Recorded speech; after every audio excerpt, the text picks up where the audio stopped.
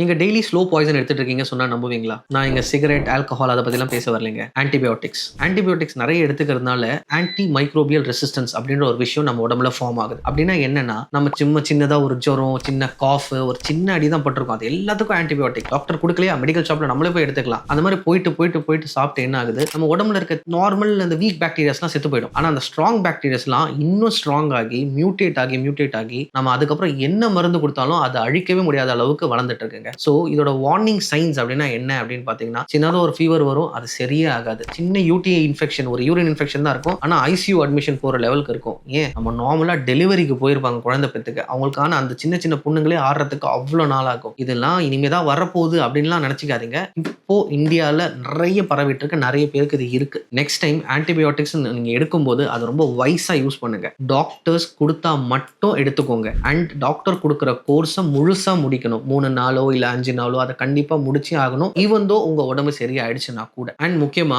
நான் இப்ப பேசினதை வச்சுட்டு ஐயோ எனக்கு ஆன்டிபயோட்டிக்ஸ் வேணான்னு போய் டாக்டர் கிட்ட கேட்காதீங்க. டாக்டர் கொடுக்கறத கரெக்டா கேட்டு கரெக்டா நடந்துக்கோங்க. முக்கியமான ஒரு விஷயம் சொல்றேன். ஆன்டிபயோட்டிக்ஸை மட்டும் நம்ம கரெக்டா வைஸா யூஸ் பண்ணலன்னா எப்படி கோவிட், கொரோனா அந்த மாதிரி வைரஸ்லாம் வந்து எப்படி வந்தது, அதே மாதிரி கொடிய பாக்டீரியாஸும் நம்மளுக்கு வரதுக்கான சான்சஸ் நிறைய இருக்கு. So be aware, take care.